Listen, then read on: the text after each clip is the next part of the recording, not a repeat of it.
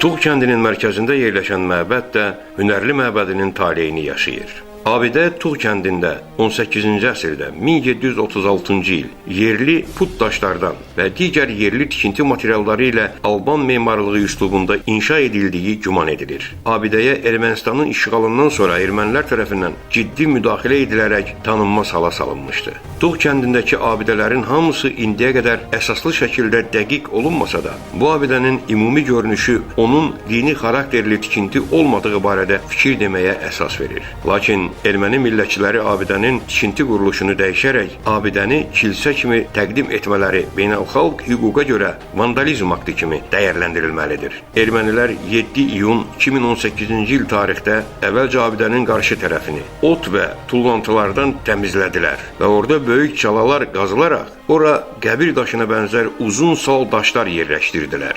Onlar bu fəaliyyətləri ilə insanların şuurunda belə bir anlam yaratmaq istəyirlər ki, güya bu abidə bir zamanlar hansısa müqəddəslərin yaşayış və ibadət yeri olub. Tarixi mənbələrdə göstərilir ki, Qarabağ xanlığı dövründə Dizak mahalının mərkəzi Tuğ kəndi idi. Dizak mahalını məliklər idarə edirlər. Onlar mahalın mərkəzi Tuğ kəndində əyləşirdilər. Əslində, bu abidə kompleksi məliklərin inzibati idarə binalarından biri idi. Lakin ermənilər bu abidənin də formasını dəyişdirərək onu erməni kilsəsinə oxşatmağa çalışdılar.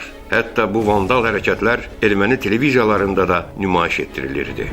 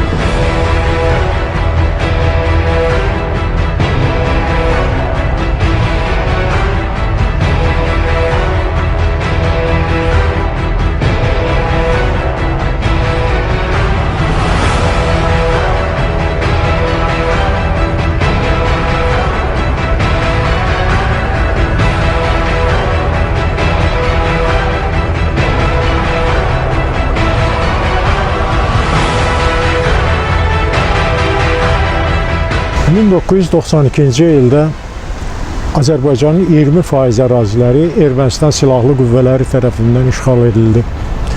İşğal edilən Azərbaycan ərazilərində Azərbaycanın milli mədəni irsi nümunələri, o cümlədən tarix və mədəniyyət abidələri, daşınan və daşınmaz tarix mədəniyyət abidələri ermənilər tərəfindən təcavüzə məruz qaldı.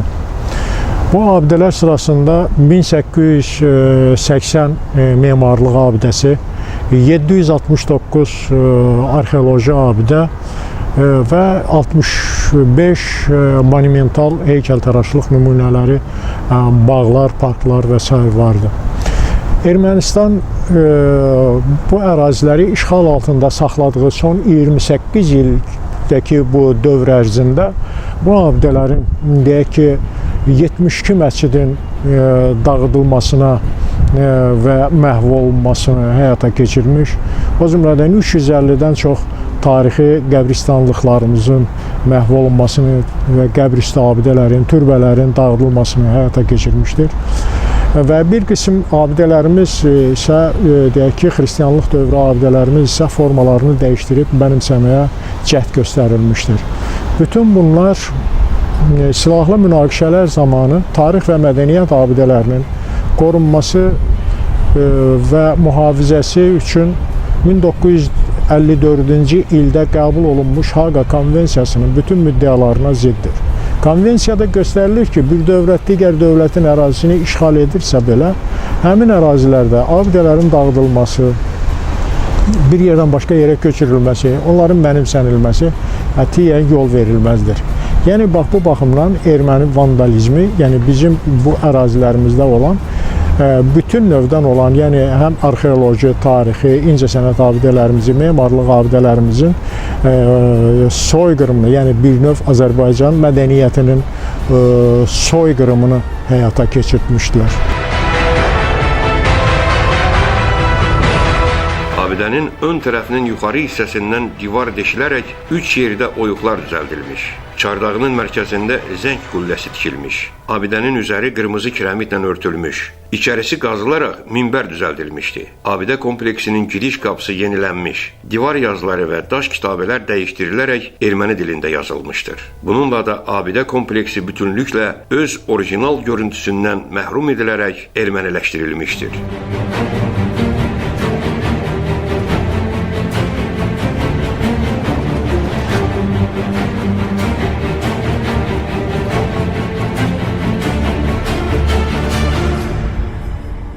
Ermənistan hökumətinin bu fəaliyyəti 1954-cü il Haqa Konvensiyasına, 1999-cu ildə qəbul edilmiş 2-ci protokolunun 9-cu bəndinə ziddir. Azərbaycanın işğal altında qalan tarix və mədəniyyət abidələrinə qarşı Ermənistanın qeyri-insani siyasəti beynəlxalq qanun və konvensiyalara görə yol verilməzdir.